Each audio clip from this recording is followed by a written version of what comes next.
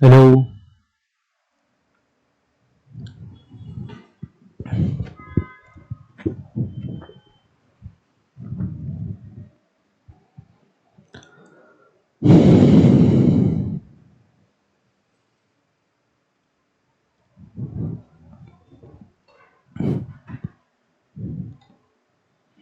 Hello everybody, आप सबका स्वागत है। फिर से एक क्लास अपन शुरू करने वाले हैं। बेसिकली बहुत दिनों से आप लोगों के कुछ सवाल थे कि किस प्रकार से अपन करंट अफेयर्स को पढ़ सकते हैं। जैसे अपन ने इसके ऊपर पहले भी कुछ क्लासेस ली थी कि करंट अफेयर्स अपन किस प्रकार से पढ़े, द हिंदू पढ़े, फिर इंडियन एक्सप्रेस पढ़े। ये सारी चीजें, जितने भी क्वेश्चंस आपके बनते हैं करंट अफेयर्स पढ़ने को, क्योंकि डेली इतने सारे करंट अफेयर्स आते हैं कि डेफिनेटली जो यूपीएससी की तैयारी करने वाले हैं या फिर आरएस की तैयारी करने वाले हैं, उनको कहीं ना कहीं किसी प्रकार की दिक्कत हमेशा करंट अफेयर्स पढ़ने में रहती है। तो सबसे पहला क्वेश्चन ये होता है कि कौन कौन सी ऐसी न्यूज है जिनको अपन को पढ़नी चाहिए करंट अफेयर्स करने के लिए, एंड कौन कौन सी न्यूज को छोड़ देना चाहिए ताकि जो एग्जाम के पर्सपेक्टिव से इंपॉर्टेंट नहीं है। आई बात समझ में नहीं आई? जैसे बहुत सारी न्यूज होती है, एक बार मेरे को ये बता दो कि आवाज ठीक आ रही है नहीं आ रही, ताकि अपन जो अपना सेशन है उसको सही तरीके से कंडक्ट करवा सके।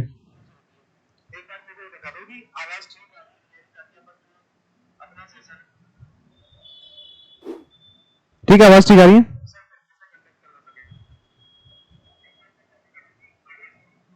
ठीक है।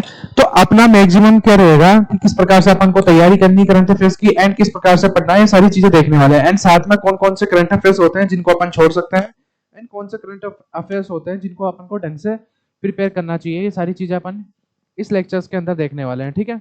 तो जो भी एक बार जो भी देख रहा है लाइव, प्लीज एक बार कमेंट सेक्शन में मेरे को बता दीजिए कि किस प्रकार ढंग से आवाज आ रही है नहीं आ रही।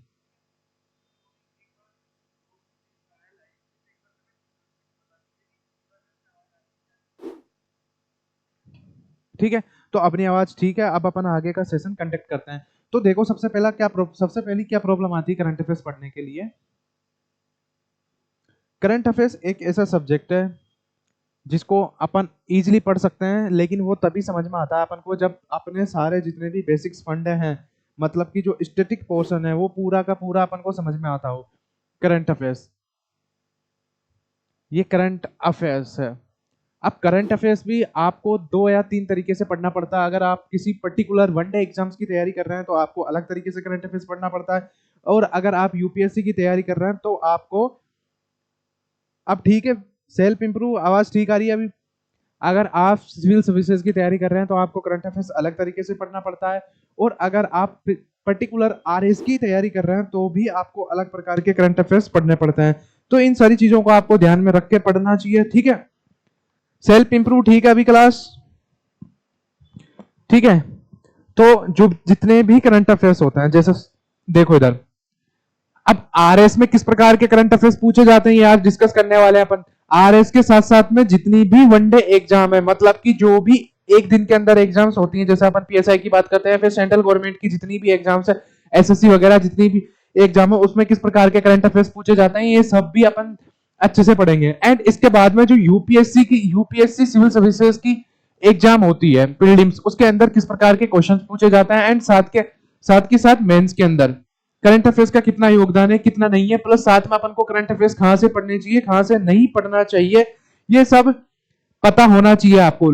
लेकिन अब अपने दिमाग में हमेशा क्या प्रॉब्लम रहती है कि करंट अफेयर्स आते हैं एग्जाम्स के अंदर, हमसे सोल्व ही नहीं होता है। एंड एक और चीज आप लोगों ने डेफिनेटली सुनी होगी किसी भी टीचर्स के द्वारा, किसी भी अध्यापक के द्वारा जो बरसों से पढ़ा रहे हैं, यही रटी रटाई लैंग्वेज वो बोलते हैं, क्या बोलते हैं कि भैया यूपीएससी है ना, अपना स्टैटिक पोर्शन से करंट अफेयर्स ज्यादा पूछती है, एंड साथ में फैक्ट नहीं पूछती। भैया यूपीएससी बिल्कुल भी फैक्ट तो पूछती नहीं, यूपीएससी सिर्फ कंसेप्ट पूछती है, आपको कंसेप्ट आने चाहिए, आपकी यूपीएससी क्लियर हो जाएगी। तो डेफिनेटली उनकी बातों में बिल्कुल भी मत आना। यूपीएससी करंट फैक्ट भी पूछती है, तथ्य भी पूछती है, अच्छी तरीके से पूछती है, करंट अफेयर्स के फैक्ट भी पूछती है, अच्छे से पूछती है। याद नहीं है ना तो मेंस क्लियर कर पाओगे, ना प्रीलिम्स क्लियर कर पाओगे, ना ही इंटरव्यू क्लियर कर पाओगे, तीनों में फेल हो जाओगे। प्लस साथ के साथ जो वनडे एग्जाम्स में जो आपका बैकअप ऑप्शन हो सकता था वो भी चला जाएगा आपके हाथ से, अगर आपने फिक्स नहीं पढ़े तो। कोई भी एग्जाम हो, किसी भी प्रकार की एग्जाम हो, चाहे सिविल सर्विसेज की एग्जाम हो, चाहे आरएस हो, या फिर यूपीएससी सिविल सर्विसेज की प्रीलिम्स एग्जामिनेशन हो, या फिर यूपीएससी की कोई अदर एग्जाम्स हो, या फिर एसएससी सीजीएल हो, सब में फैक्ट पूछे जाते हैं, भर भर के पूछे जाते हैं। मैं अभी यही चीज आपको यहाँ पर दिखाने वाला हूं। आई बात समझ में या नहीं आई? ठीक है। एंड साथ के साथ अगर यूपीएससी की आप तैयारी कर रहे हो तो उसके अंदर कंसेप्ट भी इंक्लूड होते हैं, लेकिन आजकल आरपीएससी भी कंसेप्ट पूछ रही है साथ के साथ, किसके साथ साथ, फैक्ट के साथ साथ वो तथ्य भी पूछती है। मैक्सिमम क्वेश्चंस का जो पोर्शन होता है आज भी आरएस के अंदर तथ्यों का ही है, मतलब मैक्सिमम क्वेश्चंस तथ्य से ही आ रहे हैं आज भी आरपीएससी के अंदर। पीएसआई की एग्जाम हुई है उसमें कुछ क्वेश्चंस कंसेप्ट के थे, बाकी सब तथ्य थे, ठीक है। तो फैक्ट के साथ यहां पर भी आपको कंसेप्ट पे ध्यान रखना पड़ेगा, अवधारणाओं पर ध्यान रखना पड़ेगा, ठीक है। एंड इस जगह पर भी फैक्ट प्लस कंसेप्ट, एक चीज हमेशा ध्यान रखो, अगर मान लो आपको सिर्फ यूपीएससी में कंसेप्ट ही पता है, फैक्ट पता ही नहीं है, तो आप मेंस का आंसर कैसे लिखोगे? अपने कंसेप्ट को सब्सटेंशिएट कैसे करोगे बिना फैक्ट्स के? फैक्ट पता होगा तभी तो कंसेप्ट को सब्सटेंशिएट कर पाओगे ना, तभी तो आपकी बात में एकदम जो जोर आता है, जो पकड़ होगी, जो मजबूत होगी आपकी बात कहने की, फैक्ट के साथ ही तो आएगी। या फिर कंसेप्ट ही पढ़ रखा आपने, कंसेप्ट लिख के आ जाओगे तो उसका कोई वजूद ही नहीं है, कोई मतलब की जो दम होना चाहिए उस बात के अंदर, जो स्टेटमेंट के अंदर, वो आएगी नहीं, तो कम मार्क्स मिलेंगे आपको, तो एग्जाम कैसे निकलेगी आपकी, बताओ। तो बेसिकली जीरो से लेके सारी चीजों को अपन डिटेल्स में यहां पर देखने वाले हैं कि करंट अफेयर्स किस प्रकार से इंपॉर्टेंट है, किस प्रकार से इंपॉर्टेंट नहीं है। सेल्फ इंप्रूव प्लीज अपने दोस्तों के साथ भी इसको शेयर कर देना सेशन को, ताकि बाकी लोग भी देख पाए सेशन को, ठीक है ना। तो यही चीज आज अपन डिस्कस करने वाले हैं। तो करंट अफेयर्स को पढ़ने के लिए क्या क्या चीज इंपॉर्टेंट है, साथ में यह भी पता होना चाहिए कि करंट अफेयर्स किस प्रकार के क्वेश्चंस बन सकते हैं करंट अफेयर्स में। देखो यहाँ पे, देखो करंट अफेयर्स के क्वेश्चन बनेंगे 2 या 3 प्रकार के होते हैं भैया, क्वेश्चन एग्जाम में पूछती है। तो एक तो होता है ओरिजिनल करंट अफेयर्स। अब ये ओरिजिनल करंट अफेयर्स होता क्या है, अभी सब चीजों के बारे में अपन डिस्कस करेंगे, मतलब कि मूल current affairs, original current affairs. ऐसे करंट अफेयर्स पूछने का चलन सबसे ज्यादा किसके अंदर है, आरएस या फिर वनडे एग्जाम्स के अंदर है। समझ में आई बात? या तो आरएस या फिर जितनी भी वनडे एग्जाम्स है उसके अंदर पूछा जाता है, ठीक है। एंड जितने भी डिराइव्ड करंट अफेयर्स होते हैं, मतलब कि व्युत्पत्त करंट अफेयर्स, वो मैक्सिमम किसके अंदर पूछे जाते हैं, यूपीएससी के एग्जाम्स के अंदर पूछे जाते हैं। तो जिसका यूपीएससी की एग्जाम वही क्लियर कर सकता है जिसका स्टैटिक पोर्शन बिल्कुल हद से ज्यादा कवर कर रखा है उन्होंने, और बिल्कुल बहुत ज्यादा मजबूत है उसका स्टैटिक पोर्शन। उसके लिए करंट अफेयर्स कुछ ही नहीं है।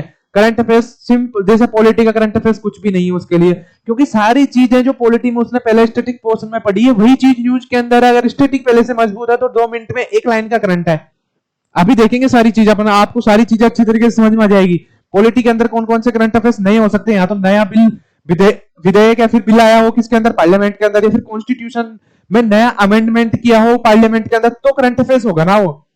या फिर ऐसे ही कुछ टीका टिप्पणी हो रही है गवर्नर के ऊपर, कभी सुप्रीम कोर्ट कर देता है, कभी कुछ आपस में इश्यूज जो एग्जिस्टिंग इश्यूज है वही वापस न्यूज में आ जाते हैं, तो वो तो ऑलरेडी स्टैटिक पोर्शन है, वो करंट अफेयर्स ही नहीं है। आई बात समझ में? उसी के पीछे मैक्सिमम लोग भग जाते हैं, एंड उसके बाद में करंट अफेयर्स पढ़ते रह जाते हैं, उनका कभी भी स्टैटिक पोर्शन कंप्लीट ही नहीं होता।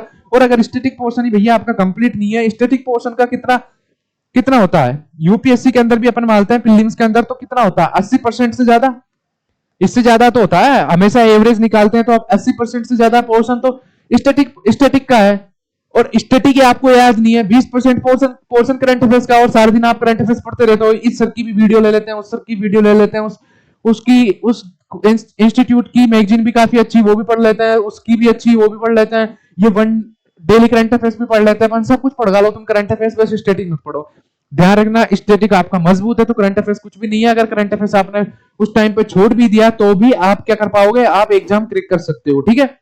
तो मैक्सिमम फोकस किस पे ध्यान देना है अपन को, स्टैटिक पोर्शन पे ध्यान देना। ये सारी चीजें अपन यहाँ पर देखेंगे एंड साथ में रिलेट करेंगे किससे, आरएस से, क्योंकि मैक्सिमम स्टूडेंट जो राजस्थान के हैं वो यूपीएससी की तैयारी करने के साथ साथ साइड लाइन के हिसाब पे किसकी एग्जाम्स भी देते हैं, आरएस की एग्जाम्स भी, ठीक है। और प्रीतेश कैसा, बहुत दिनों बाद तुम क्लास ले रहे हो, कैसे हो? ढंग से क्लास लिया करो डेली, ठीक है। अब देखो अपना जो इंपॉर्टेंट टॉपिक है वो अपन शुरू करना है। यहाँ पे देखो, अभी करंट अफेयर्स के क्वेश्चंस कितने प्रकार के पूछे जा सकते हैं एग्जाम्स के अंदर, ये चीजें आपको बेसिक अंडरस्टैंडिंग होनी चाहिए इसकी, कि कौन कौन से करंट अफेयर्स एग्जाम के पर्सपेक्टिव से इंपॉर्टेंट है। ये तभी समझ पाओगे आप कि करंट अफेयर्स किस प्रकार का है, और आपकी जो एग्जाम है उस एग्जाम की प्रकृति कैसी है, मतलब कि वो एग्जाम किस प्रकार के क्वेश्चंस पूछती है। आई बात समझ में?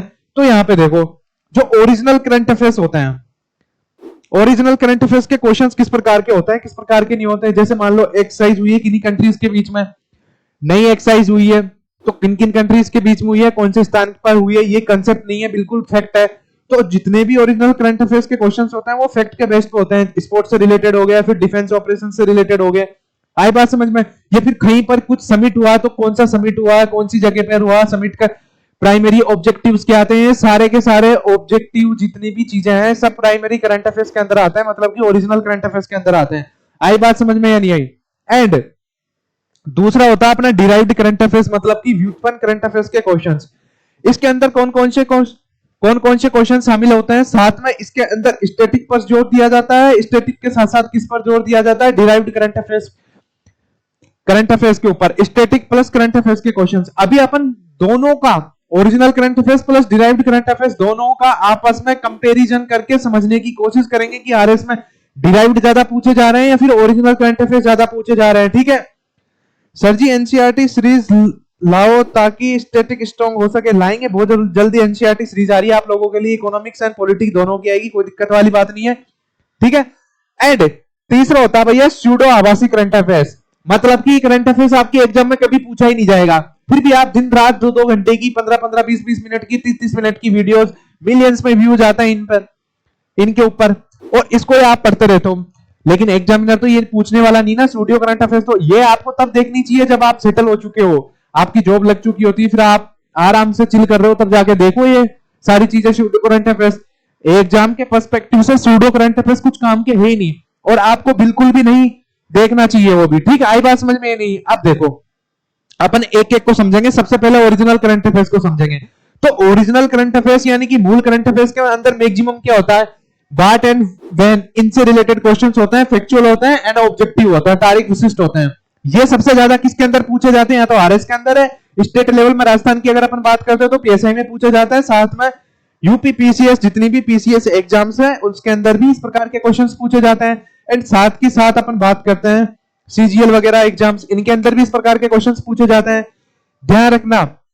लेकिन जो ओरिजिनल करंट अफेयर्स क्वेश्चंस होते हैं कभी कभी यूपीएससी उनको एज ए स्टेटमेंट के रूप में भी पूछ लेती है, मतलब कि एक स्टेटमेंट दे दिया एंड उस मोहम्मद अजीज गुड इवनिंग, एक स्टेटमेंट दे दिया एंड उस स्टेटमेंट में क्या होगा, साथ के साथ एक फैक्ट दे देगी यूपीएससी। तो आपको फैक्ट पता नहीं है तो वो स्टेटमेंट करेक्ट कैसे हो जाएगा, ये बताओ आप, तो नहीं होगा ना करेक्ट। तो फैक्ट हमेशा याद रखना है अगर किसी भी एग्जाम की तैयारी कर रहे हो, ऐसा नहीं कि यूपीएससी की हवाबाजी में चले जाओ कि हम तो भैया यूपीएससी की तैयारी कर रहे हैं और यूपीएससी में तो फैक्ट पूछता ही नहीं है। गलत फैमिली है, पीवाई को उठा के देख लेना पिछले 10-11 साल के, पता लग जाएगा कितने फैक्चुअल पूछे जा रहे हैं। ठीक है ना, आई बात समझ में? एंड उसके बाद में देखो दूसरा, देखो अब यहाँ पे अपन डिस्कस करते हैं जो ओरिजिनल करंट अफेयर्स से रिलेटेड क्वेश्चंस है। ये आरएस 2024 का क्वेश्चन है, किसका क्वेश्चन है, आरएस 2024 में 2025 वाली फरवरी में जो एग्जाम हुई थी, जो 2024 की वैकेंसी थी उसका क्वेश्चन है। क्वेश्चन क्या कह रहा है कि फरवरी 2025 में समुद्री केबल प्रतिरोधक क्षमता शिखर सम्मेलन का आयोजन कहां किया गया, मतलब कि उस टाइम पे क्या हुआ था कि केबल रेजिलियंस समिट का आयोजन किया गया होगा किसी जगह पर। तो उसको सिंपल सी बात है, सीधा का सीधा उठा के पूछ लिया किसके अंदर, एग्जाम के अंदर, आरएस प्री के अंदर। तो कौन सा है, ओरिजिनल करंट अफेयर्स है। इसके अंदर कुछ कंसेप्ट है नहीं है ना, बिल्कुल स्टैटिक पोर्शन का कुछ पार्ट है नहीं है, बिल्कुल मतलब कि प्योर करंट अफेयर है। इसको आपको कुछ नहीं, इसको बार बार पढ़ना है, ऐसे करंट अफेयर्स को याद करना, तब जाके आपके क्वेश्चंस याद होंगे। ठीक है एंड इसके बाद में देखो, हालांकि इसका आंसर नाइजीरिया है क्योंकि उस टाइम पे ये नाइजीरिया के अंदर हुआ था। एंड सेम चीज अगर यूपीएससी के एग्जाम्स की बात करते हैं कि यूपीएससी के अंदर भी ओरिजिनल मतलब कि मूल करंट अफेयर्स पूछे जाते हैं या नहीं पूछे जाते हैं, मूल current affairs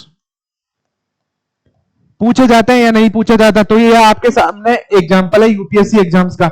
which one of the following launch the nature solution finance hub for Asia and Pacific, मतलब कि किसने एशिया के लिए nature solution finance hub launch किया। अब ये फैक्ट है या फिर कंसेप्ट है, बताओ मेरे को कमेंट सेक्शन के अंदर आप लोग।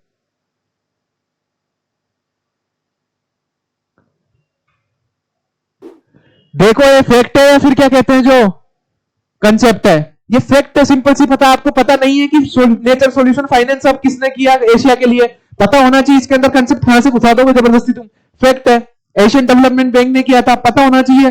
तो यूपीएससी भी फैक्ट पूछती है, अभी भी बहुत सारे क्वेश्चंस बताऊंगा, ऐसा नहीं कि एक ही क्वेश्चन लेके आया हूं मैं यहाँ पे। एंड इसलिए आपको पता होना चाहिए ओरिजिनल करंट अफेयर्स, साथ में आपकी एग्जाम की प्रकृति पता होना चाहिए आपको इसके साथ साथ। जैसे मान लो आप आरएस की तैयारी कर रहे हो, तो आपने डेफिनेटली पीवाई की उठा के देखे होंगे आरएस के किस प्रकार के क्वेश्चंस बनते हैं करंट अफेयर्स से साथ में, और दूसरी सब्जेक्ट से किस प्रकार के क्वेश्चंस बन रहे हैं। ठीक है, तो आरएस में अभी भी अगर 20 क्वेश्चन करंट अफेयर्स के हैं तो उसमें से अपन मान सकते हैं कि 16 और 17 क्वेश्चंस किससे हैं, सिर्फ और सिर्फ ओरिजिनल करंट अफेयर्स से है। लेकिन अगर यूपीएससी की अपन बात करते हैं 20 क्वेश्चन करंट अफेयर्स के हैं, तो उसमें से मात्र 5 से 6% जो है ओरिजिनल करंट अफेयर्स से भी पूछे जाते हैं, और 5 से 6% 12 मार्क्स से लेके चलते हैं वेटेज प्रीलिम्स के अंदर। आपको पता है यूपीएससी की प्रीलिम्स की कट ऑफ कितनी जाती है, तो हिसाब से 5 से 6 क्वेश्चन जो फैक्चुअल बेस्ड है, आपको पता होते तो आप सही कर पाते, तो आपकी प्रीलिम्स निकल भी सकती थी और नहीं भी निकल सकती थी, ये दोनों का फैसला करता है यहाँ पे। ठीक है, हाँ, फिर सोनी हवाबाजी में ही टाइम जाता है, बाद में रियलिटी सामना होता है। अच्छा है, पहले से ही क्लियर बता रहे हो। यस प्रीतेश सोनी, आपको भी अच्छे से ध्यान रखना चाहिए इस चीज का। ठीक है, अब देखो यहाँ पे सेकंड क्वेश्चन की बात करते हैं अपन यहाँ पे। आरएस का वही ओरिजिनल करंट अफेयर्स दूसरा क्वेश्चन, एंड सेम चीज यूपीएससी एग्जामिनेशन का क्वेश्चन 2025 का। कौन सी एग्जाम का? 2025 में जो प्रीलिम्स हुई थी वो। ठीक है, जिसने भी दी होगी उसको डेफिनेटली पता होगा। इसके अंदर बोल रहा है कि भैया इंटरनेशनल ईयर है वुमेन फार्मर, मतलब कि महिला किसानों के लिए जो अंतरराष्ट्रीय वर्ष है उसको 2026 को घोषित किया गया। क्या ये पता है आपको? ये कंसेप्ट पे बेस्ड है? नहीं है। अगर आपको पता है कि 2026 को महिला किसानों के लिए अंतरराष्ट्रीय दिवस घोषित किया गया, तो डेफिनेटली आपको पता होगा कि पहला स्टेटमेंट सही है। सेम चीज अगर आपको पता है कि international year of sustainable and resilient tourism 2027 घोषित की गई है, ये भी पता है, तो आपको डेफिनेटली पता होगा कि ये स्टेटमेंट सही है। एंड तीसरा भी आपको पता है कि international year of peace and trust 2025 के लिए घोषित है, तो भी ये आपको पता होगा कि ये दोनों सही है। लेकिन ध्यान रखना, अब आरएस में किस प्रकार के क्वेश्चन है? Factual based original current affairs के ऊपर। एंड सेम चीज यूपीएससी के अंदर ओरिजिनल करंट अफेयर्स है, किस प्रकार के क्वेश्चन है। अभी यहाँ पे दोनों में अंतर देखो आप, ये 4 फैक्ट दे दिए हैं यहाँ पे। ये चौथा एक और फैक्ट है, international of asteroid awareness and planetary defence 2029 बिल्कुल गलत है, ये 2029 के लिए नहीं है। अगर आपको ये चारों फैक्ट पता है, पहली बात तो, जो कि बहुत मुश्किल है चारों फैक्ट एक क्वेश्चन के अंदर याद रहना, इसको बहुत ज्यादा टफ क्वेश्चन कंसीडर किया जाता है। बहुत ज्यादा टफ क्वेश्चन क्यों कंसीडर किया गया है इसको? क्योंकि इसके अंदर लगातार एक तो 4 फैक्ट दे दिए, 4 फैक्ट के बाद में देखो इसके ऑप्शन कितने स्टेटमेंट सही है, कितने पेयर सही है। तो कितने पेयर सही है ये तभी कर पाओगे आप जब आपको पता है चारों को चारों ही कि कौन कौन सा सही है, कौन कौन सा गलत है। इसके अंदर 3 सही पर के, तो इसका करेक्ट आंसर ऑल दो ऑप्शन सी हो जाएगा। लेकिन इस प्रकार के क्वेश्चन तभी सोल्व होंगे जब आपको चारों के चारों स्टेटमेंट पता हो। अगर चारों में से एक भी स्टेटमेंट के अंदर गड़बड़ी है तो डेफिनेटली गलत होने के चांसेस बढ़ जाएंगे। ठीक है, प्लीज सेशन को सबके साथ शेयर कर दो ताकि सभी लोगों को अच्छी जानकारी मिल पाए। ठीक है, एंड अगर सेम चीज अपन आरएस की बात करते हैं, वही 2025 वाली एग्जाम फरवरी में हुई थी। दक्षिण कोरिया के उस लेखक का नाम बताइए जिसने 2024 में साहित्य का नोबेल पुरस्कार जीता। सिंपल सी बात है, वन लाइनर क्वेश्चन है, एक फैक्ट है, तो डेफिनेटली इसके ज्यादा चांसेस है कि आपको एक क्वेश्चन के अंदर एक फैक्ट अच्छे से याद हो। तो सिंपल सी बात है, सबको पता हान कांग था। ठीक है, इसके अंदर कुछ भी नहीं है इतना। Original current affairs and UPSC में किस प्रकार के ओरिजिनल करंट अफेयर्स पूछे जाते हैं, दोनों के बीच में डिफरेंशिएट है।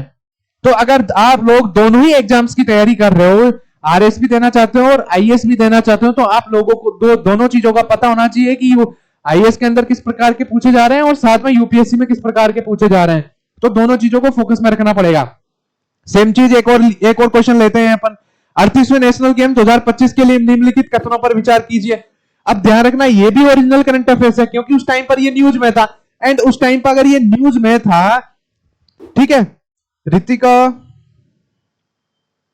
हेलो गुड इवनिंग, ठीक है, शेयर करो अपने दोस्तों के साथ सारा लेक्चर्स। ठीक है, ये भी 38वें नेशनल गेम्स के बारे में बता रहा, जिस 38 नेशनल गेम कौन सी जगह पर होस्ट हुआ था, इसमें कितनी टीमें थी, सारी चीजें जिसको पता वही इस क्वेश्चन को सोल्व कर पाएगा। अगर जिसको पता नहीं है वो कैसे सोल्व कर पाएगा इस क्वेश्चन को, बताओ। तो ओरिजिनल करंट अफेयर्स भी आरएस में इस प्रकार से भी पूछे जाते हैं, जैसा कि मैंने बताया था 4 से 5 क्वेश्चन इस प्रकार के आते हैं। एंड अगर आपने 2026 वाली प्रीलिम्स एग्जाम दिया है तो 63 नंबर क्वेश्चन, 115वां क्वेश्चन, 116वां क्वेश्चन, 117वां क्वेश्चन, 118वां क्वेश्चन, 119वां क्वेश्चन, 73वां क्वेश्चन, 78वां क्वेश्चन, सारे क्वेश्चन जाके देख लेना, बिल्कुल ओरिजिनल करंट अफेयर्स वाली प्रकृति के मिलेंगे। ठीक है, अगर तैयारी करने की सोच रहे हो या करना चाहते हो, फ्यूचर में करना चाहते हो या फिर कर रहे हो, तो ये सारी चीजें पता होना चाहिए आपको। पता नहीं है तो पता करो जल्दी से। ठीक है, अदरवाइज बहुत सारी प्रॉब्लम्स क्रिएट होगी इससे।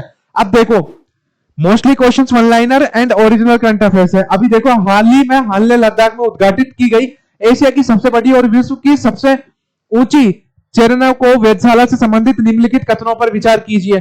ये चीजें भी पता होनी चाहिए आपको। अगर पता नहीं है इसके अंदर भी तो सिंपल सी बात है, एक तो इसके अंदर सेकंड स्टेटमेंट गलत है, तो ये थोड़ा सिंपल क्वेश्चन है क्योंकि ये क्या हो जाएगा, इससे इसको अपन एलिमिनेट कर सकते हैं। सेकंड किस किस में गलत है, इसमें गलत है, इसमें गलत है, तो बचा कौन सा, तीसरा वाला, ये वाला करेक्ट आंसर हो जाएगा इसका। लेकिन इसके अंदर भी क्या है, पहला फैक्ट, दूसरा फैक्ट, तीसरा फैक्ट। लेकिन अगर इसमें से सिर्फ अपन को एक फैक्ट पता तो पूरा का पूरा क्वेश्चन ही एलिमिनेट हो जाएगा, पूरा का पूरा क्वेश्चन ही सही हो जाएगा। इसको सिंपल क्वेश्चन कंसीडर किया जाता है एग्जाम्स के पर्सपेक्टिव से। आई बात समझ में। एंड सेम चीज अगर अपन यहाँ पर देखते हैं करंट अफेयर्स की, ये देखो यहाँ पे खो खो वर्ल्ड कप का क्वेश्चन पूछ लिया भाई साहब। Event held in Delhi India, ये पता होना चाहिए कि इवेंट कहां पर हुआ। साथ में ये भी पता होना चाहिए कि नेपाल विदेश स्कोर कितने स्कोर से जीता। साथ में इंडियन वुमेन टीम 56-36 से कितना मिलाया।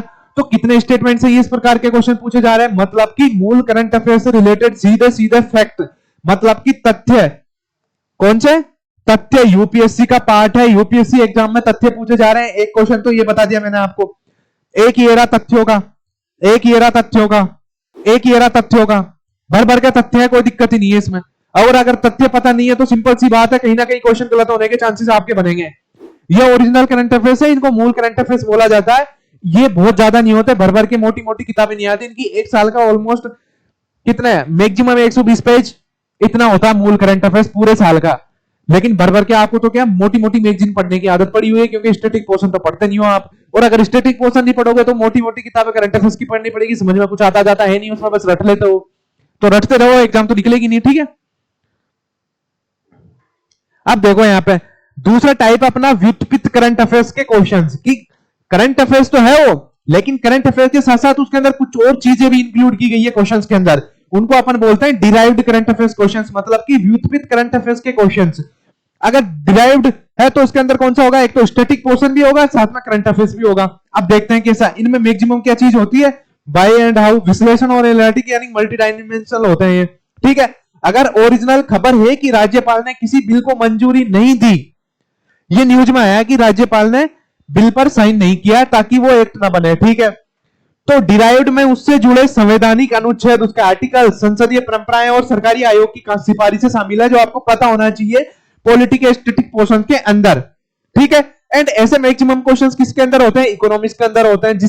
जिस भी सब्जेक्ट के अंदर मैक्सिमम कंसेप्ट्स आते हैं उसके अंदर मैक्सिमम डिराइव्ड क्वेश्चंस पूछे जाते हैं। जैसे पॉलिटी के अंदर पूछे जाएंगे, साथ में इकोनॉमी के अंदर पूछे जाएंगे, समझ में आई, साथ में एनवायरमेंट के अंदर पूछे जाएंगे। तो ये सारी चीजें आपको पता होना चाहिए, ठीक है।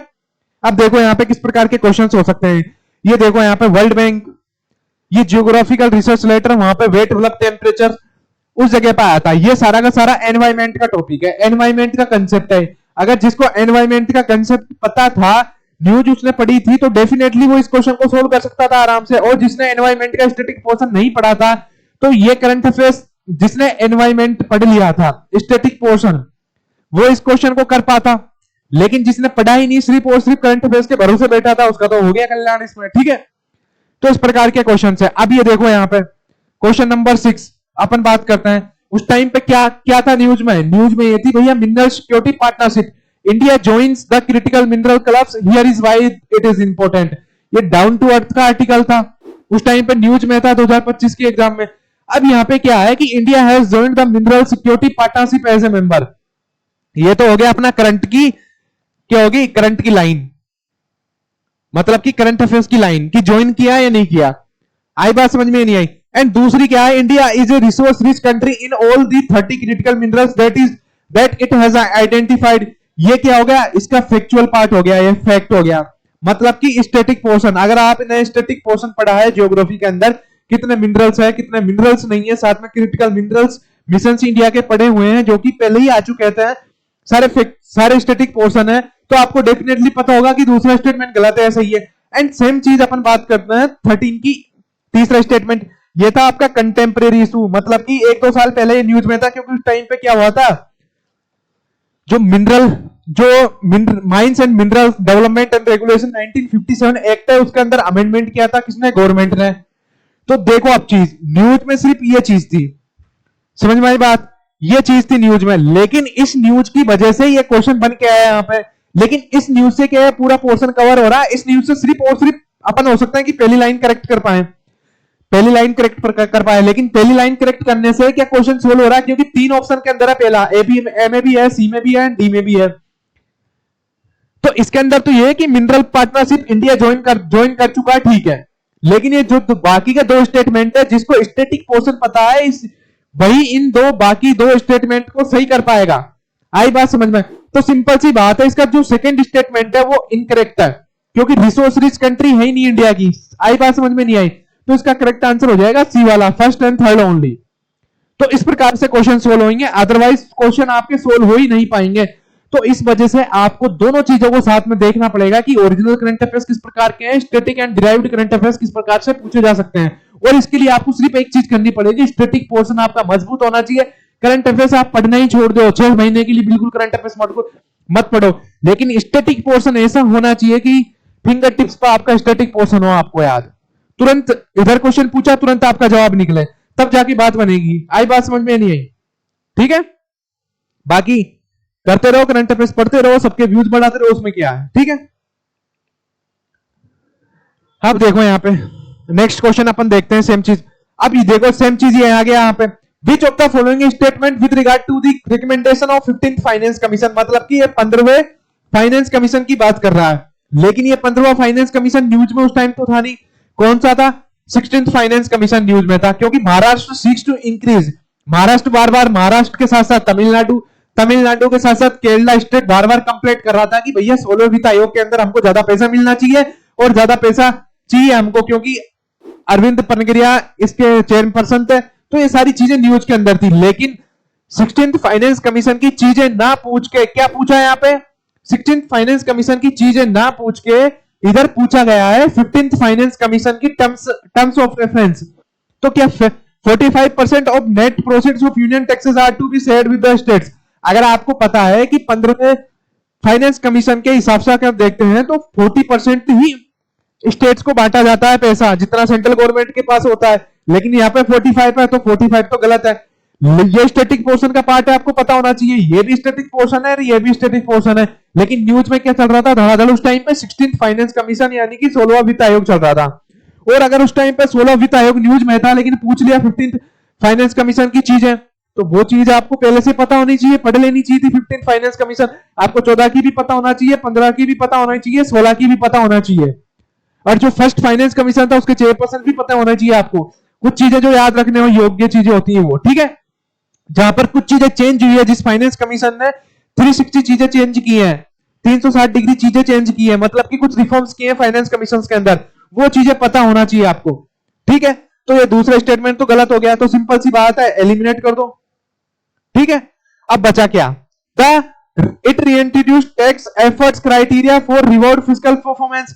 ठीक है, आई बात समझ में नहीं आई? तो इसका करेक्ट आंसर हो जाएगा डी वाला। ठीक है, तो इस प्रकार के सारे क्वेश्चन हैं। अब देखो सेम एक और क्वेश्चन आ गया।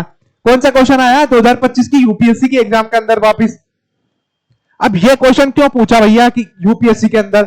सिंपल सी बात है, उस टाइम पे धड़ाधड़ ट्रेन एक्सीडेंट चल रहे थे, आप लोगों ने सुना भी होगा, रेलगाड़ियों का एक्सीडेंट। तो इस टाइम पे एक चीज न्यूज में थी, कवच, कि इंडियन रेलवे ने कवच नाम का सिस्टम इंट्रोड्यूस किया है, जो क्या करेगा, ट्रेनें आपस में भिड़ती है तो उसको बहुत ज्यादा कम कर देगा, ताकि ऐसे एक्सीडेंट्स फ्यूचर में ना हो सके। तो क्या क्या चीजें ध्यान रखनी थी यहाँ पर इस जगह पर? तो पहला स्टेटमेंट क्या? Indian railway has prepared a future rail plan to create a future ready railway system by 2028। And इसके बाद में Kavach is an automatic train protection system developed in collaboration with Germany. क्या जर्मनी ने बनाया है? जर्मनी ने नहीं बनाया। ये स्टैटिक पोर्शन है कवच को, आप लोगों ने पहले ही, ये कम से कम पिछले 3-4 सालों से न्यूज में है कवच। ऐसा नहीं है कि तुरंत जब रेलवे एक्सीडेंट हुआ तभी जाके न्यूज में था। तो पूरा एक तरीके से अपन इसको स्टैटिक मान सकते हैं। बात समझ में नहीं आई? ठीक है, अब देखो यहां पे जर्मनी नहीं है तो ये इंडिया का ही है। तो सेकंड स्टेटमेंट अपना गलत हो गया। यहां पे देखते हैं which of the following statement are not correct, मतलब कि कौन कौन से सही नहीं है, कौन कौन से कथन गलत है, वो अपन को बताना। अब कवच system consist of RFID tags fitted on track in stations, ये बिल्कुल सही स्टेटमेंट है। तो तीसरा स्टेटमेंट जिसमें है वो करेक्ट स्टेटमेंट है। इसका करेक्ट आंसर आ जाएगा ए फर्स्ट एंड सेकंड, क्योंकि पहला स्टेटमेंट गलत है, सेकंड स्टेटमेंट गलत है, एंड अपन से गलत स्टेटमेंट ही पूछ रहा है 2028 ना होके 2030 या फिर 29 है। ठीक है, आई बात समझ में सारी चीजें। तो इस प्रकार के डिराइव्ड करंट अफेयर्स पूछे जा रहे हैं आजकल की एग्जाम्स के अंदर, यूपीएससी के अंदर तो खासकर बिल्कुल। आरपीएससी ने भी कुछ क्वेश्चन पूछना शुरू किया है, तो जैसे ही कुछ क्वेश्चन ऐसे पूछना शुरू किया 40% नहीं आ पा रहे लोगों के, 40% लाने के लिए कोचिंग पागल हो रही है, 40% बच्चों के नहीं आ रहे। आरपीएससी जॉब देना नहीं चाहती, भैया आरपीएससी तो जॉब देना चाहती है, आप ही बच्चों को ढंग से नहीं पढ़ा रहे हो। ठीक है, अब देखो एक और चीज होती है सूडो करंट अफेयर्स। दो चीज अपन ने देख ली, ओरिजिनल करंट अफेयर्स देख लिया, ओरिजिनल करंट अफेयर्स के बाद में अपन ने क्या देखा, डिराइव्ड करंट अफेयर्स के क्वेश्चंस कैसे बनते हैं देख लिया अपन ने। एंड साथ में अब अपन देखेंगे कि सूडो करंट अफेयर्स होते हैं क्या भैया, इनको बिल्कुल भी मत पढ़ना गलती से भी। कौन से होते हैं सूडो करंट अफेयर्स, देखो यहाँ पे सनसनीखेज, राजनीतिक रूप से प्रेरित, प्राइम टाइम टीवी पर बहस, प्रशासनिक, संवैधानिक, आर्थिक महत्व से बिल्कुल खाली, कोई मतलब ही नहीं है इसको। जैसे example, 2 peoples were killed at USA and Canada borders. यहां तक कि मैंने ऐसे टीचर्स को भी देखा है जो ये भी पढ़ा देते हैं करंट अफेयर्स के अंदर कि भैया कनाडा यूएसए की बॉर्डर पर 2 इंडियंस को गोली मार के हत्या कर दी, 2 इंडियंस की। क्या वो आपके एग्जाम के पर्सपेक्टिव से कहीं ना कहीं लेना देना है उसका? क्या ये एग्जाम प्रोफेसर को दिखेगी?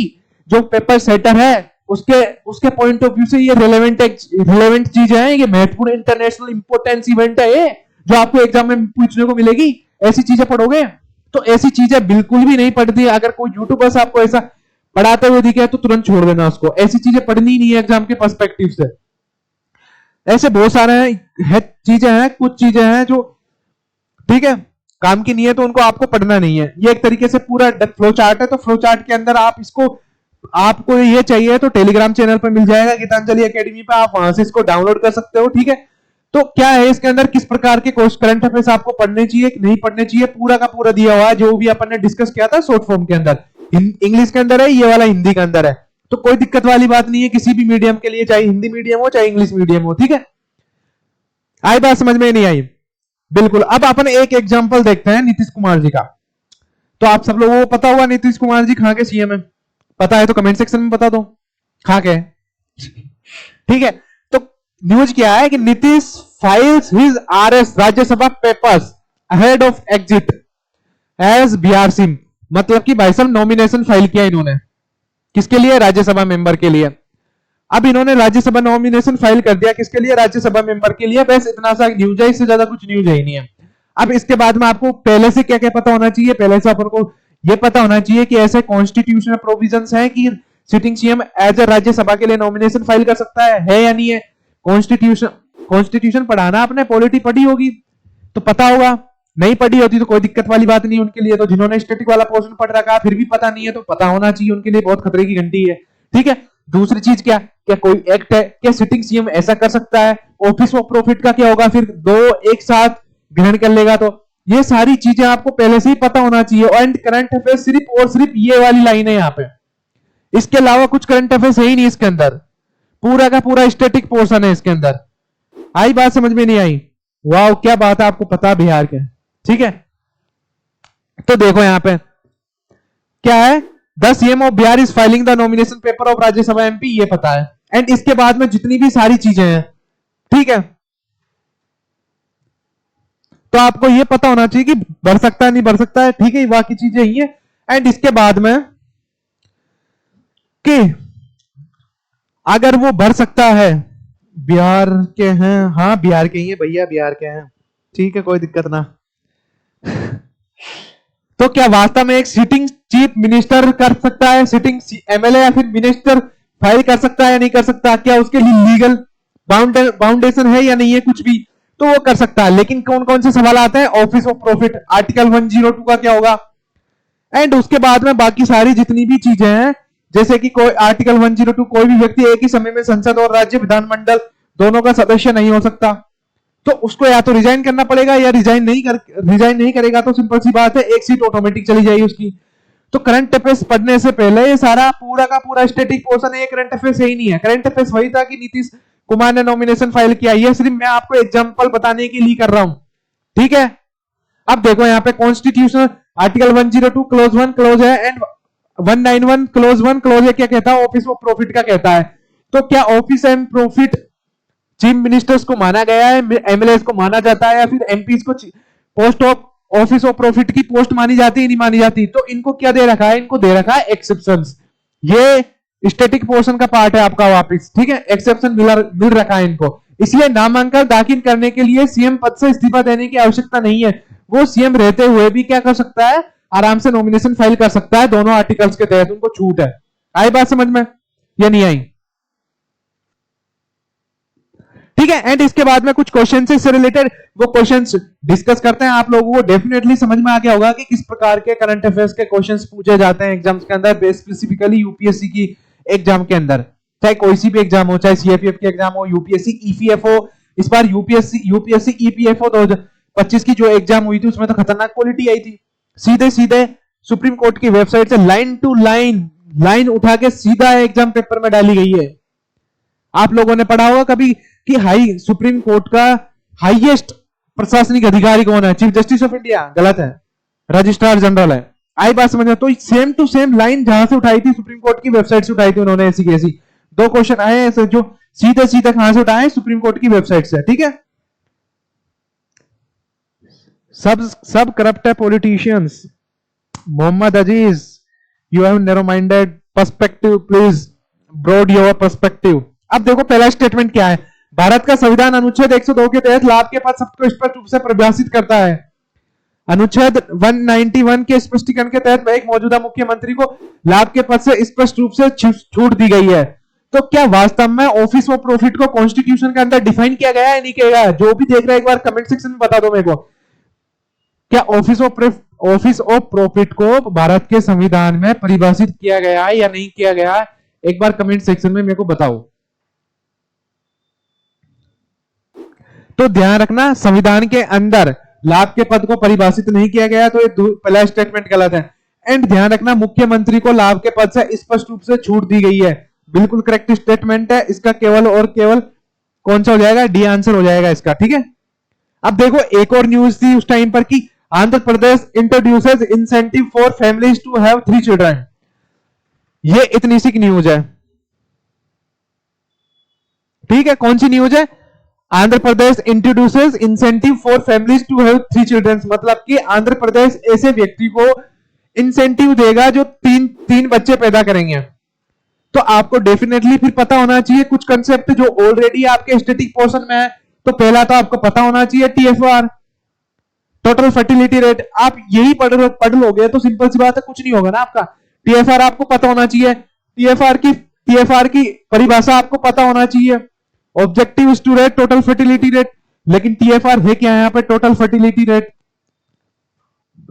ठीक है, तो टोटल फर्टिलिटी रेट अपन बोलते हैं जब भी एक कोई महिला अपने जीवन काल में कितने बच्चे एवरेज औसतन पैदा कर सकती है, वो टोटल फर्टिलिटी रेट होती है उसकी। ठीक है, तो देखो यहाँ पे in simple terms is the average number of children a woman will have over her entire reproductive life times. ठीक है, एंड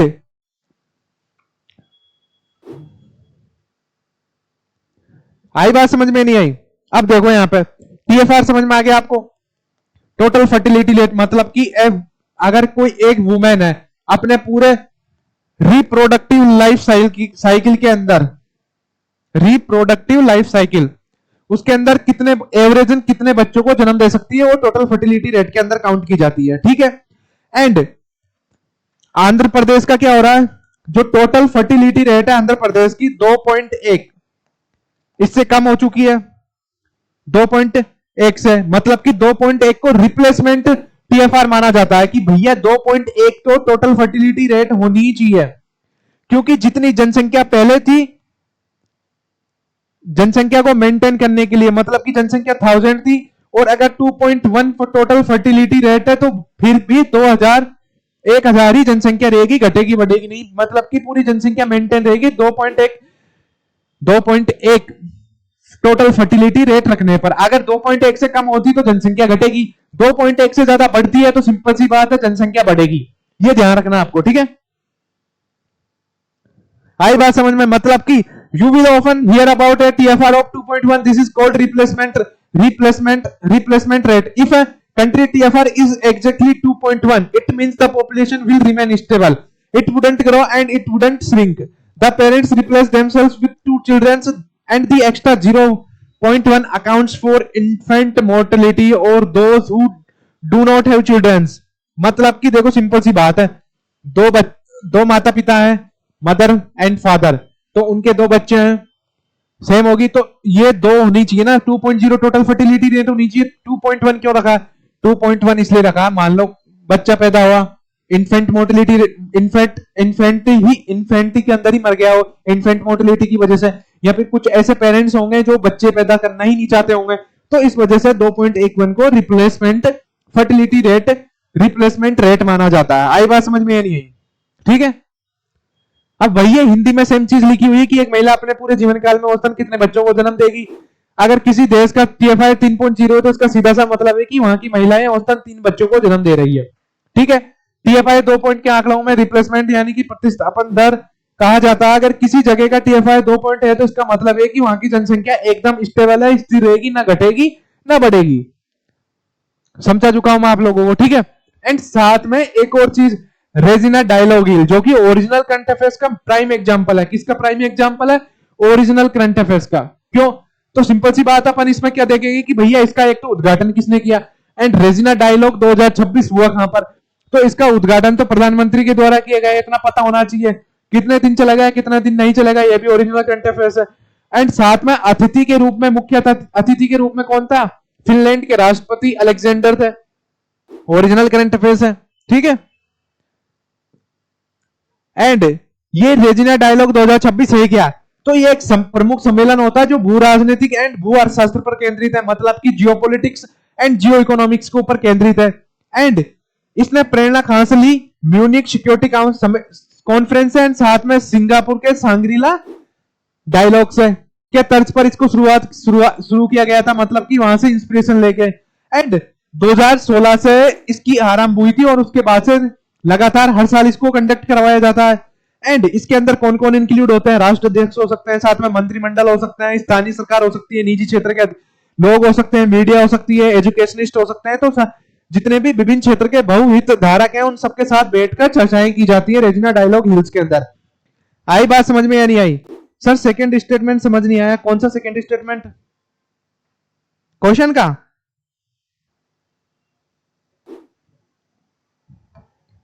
ठीक है।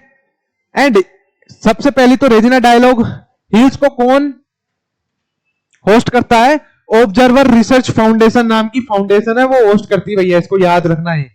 गवर्नमेंट आएगा तो गलत हो जाएगा। एंड साथ में पार्टनरशिप किसकी होती है? मिनिस्ट्री ऑफ एक्सटर्नल अफेयर्स की। आई बात समझ में? एंड वही supported by various institutions and individual committed to the mission. And इसकी 2026 की जो थीम है कौन सी है? संस्कार, assertion, accommodations and advancement. Themes को मैक्सिमम क्या करो आप इंग्लिश में ही याद रखने की कोशिश क्या करो, क्योंकि हिंदी में सिंपल सी बात, अगर पीआईबी में हिंदी में दे रखी है तो कोई दिक्कत की बात नहीं है, लेकिन अगर पीआईबी में भी इंग्लिश में है तो आपको संस्कार, असर्शन, अकोमोडेशन, एडवांसमेंट 2026 के रेजिना डायलॉग हिल्स का क्या है?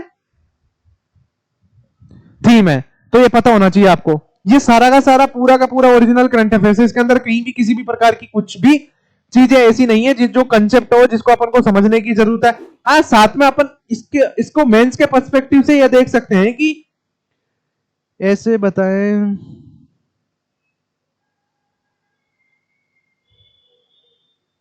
ठीक है। अब इसको मेंस के पर्सपेक्टिव ये समझ सकते हैं कि रेजिना डायलॉग किस प्रकार से इंडिया की जो स्ट्रेटेजिक ऑटोनॉमी है उसको इंक्रीज करता है, किस प्रकार इंक्रीज करने के, स्ट्रेटेजिक ऑटोनॉमी को इंक्रीज करने में किस प्रकार से सपोर्ट करता है। एंड साथ में अपनी फॉरेन डिप्लोमेसी, मत इंडिया की डिप्लोमेसी को किस प्रकार से एग्रेसिव बनाने में मदद करता है रेजिना डायलॉग्स, या फिर किस प्रकार से इंटरनेशनल रिलेशंस अलग अलग कंट्रीज के साथ स्थापित करने में हेल्प करता है रेजिना हिल डायलॉग्स। समझ में आई बात? तो ये किसी दिन देखेंगे अपन मेंस का पर्सपेक्टिव इसका।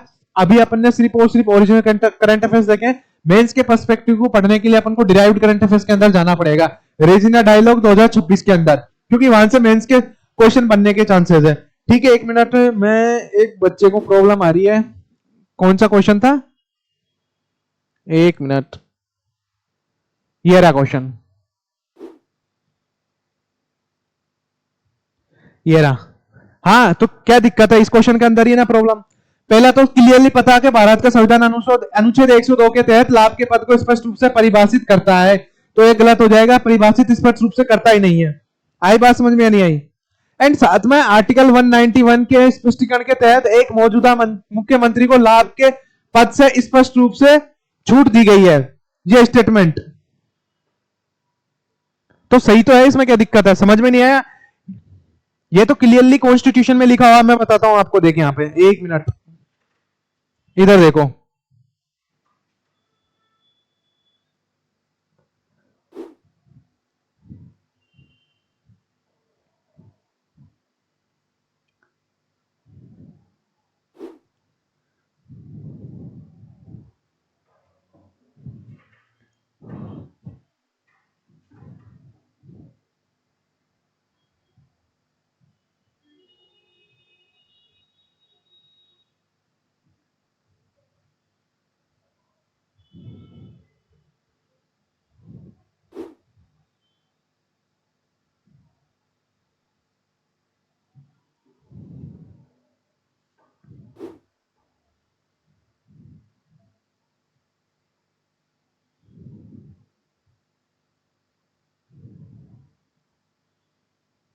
ये देखो यहाँ पे, क्या नाम है तुम्हारा? रितिका।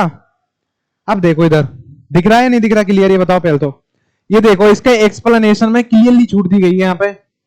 एक्सप्लेनेशन क्या बोलता है? For the purpose of this clause a person shall not be deemed to hold an office of profit under the government of India और the government of any state specified in the first schedule by the reason of any that he is a minister for that union of state.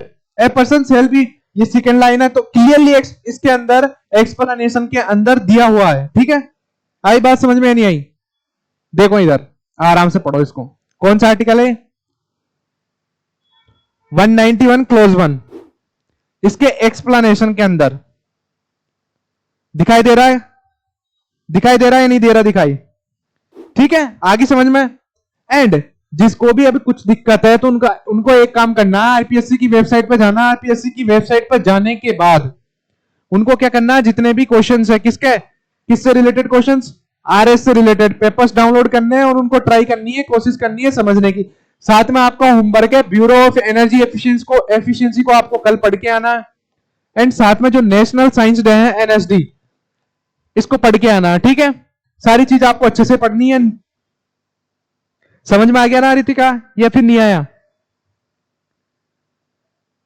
ठीक है, तो आप लोगों को definitely पता लग गया होगा कि करंट अफेयर्स अपन को किस प्रकार से पढ़नी चाहिए, किस प्रकार से नहीं पढ़नी चाहिए, ड्राइव्ड करंट अफेयर्स किस प्रकार के होते हैं, साथ में ओरिजिनल करंट अफेयर्स कौन से हैं, स्यूडो करंट अफेयर्स कौन से हैं, मतलब कि आभासी current affairs, pseudo current affairs, ये बिल्कुल नहीं पढ़ने हैं। ये भाई, ये सारे करंट अफेयर्स वही है, ये इधर से मारा रॉकेट, इधर से मारा रॉकेट, ईरान को कर दिया तबाह, वो थोड़ी पूछा जाएगा क्वेश्चन के अंदर। क्वेश्चन एग्जाम के अंदर तो ये पूछा जा सकता है कि किस प्रकार की मिसाइल्स थी, वो क्रूज मिसाइल थी या फिर बैलिस्टिक मिसाइल थी, या फिर जो मिडिल ईस्ट क्राइसिस के अंदर क्या क्या चीजें चल रही हैं अभी। सिंपल सी बात है, ईरान की ज्योग्राफी से आपको पता होना चाहिए। क्वेसम आइलैंड कहां पे है, खार्ग आइलैंड कहां सी जगह है, लारक आइलैंड किस कौन सी कंट्री से रिलेटेड है, पता होना चाहिए। स्टेट ऑफ हार्मोज किन दो वाटर बॉडीज को कनेक्ट करता है, पर्शियन गल्फ के आसपास कितनी कंट्रीज है जो मेरीटाइम बॉर्डर्स आपस में शेयर करती है, इजराइल की कितनी पड़ोसी कंट्रीज है, इजराइल की बॉर्डर किन किन कंट्रीज के साथ लगती है, मेडिटेरेनियन सी के साथ लगता है नहीं लगता, सारी चीजें पता होना चाहिए। साथ में इजराइल के अंदर कौन कौन सी ऐसी साइट है जो ज्यादा न्यूज में थी, दिमोना है, हाइफा है, क्या ये इजराइल से ही रिलेटेड है या नहीं है। साथ में आपको ईरान की जो जियोग्राफिकल लोकेशन है उसके बारे में पता होना चाहिए, उसकी पड़ोसी कंट्रीज के बारे में पता होना चाहिए। मिडिल ईस्ट क्राइसिस, ये नहीं है कि बॉम्ब मार दिया, वो मार दिया, ट्रंप ने ये ट्वीट कर दिया, आपके एग्जामिनेशन के पर्सपेक्टिव से जीरो, नहीं पढ़ना उसको। आई बात समझ में? ये नहीं आई? ठीक है, तो आज की क्लास अपन यहीं पर समाप्त करते हैं, कल मिलते हैं नेक्स्ट टॉपिक के साथ। कल अपन सीएपीएफ बिल को डिस्कस करेंगे, या फिर जो कस्टोडियल डेथ से रिलेटेड जितने भी इश्यूज हैं, पुलिस रिफॉर्म्स क्या कहते हैं उनके बारे में, पुलिस रिफॉर्म्स क्यों होने चाहिए, पूरे मेंस के पर्सपेक्टिव से अपन डिस्कस करेंगे। ठीक है, तो आज की क्लास अपन यही समाप्त करते हैं। आप सब लोगों का धन्यवाद क्लास को अटेंड करने के लिए। ठीक है, और जिसको भी पीडीएफ चाहिए टेलीग्राम पे फॉलो कर लेना, गीतांजलि एकेडमी के टेलीग्राम पर, वहां पर मिल जाएगी आपको सारी पीडीएफ, कोई दिक्कत वाली बात ही नहीं, बिल्कुल। ठीक है।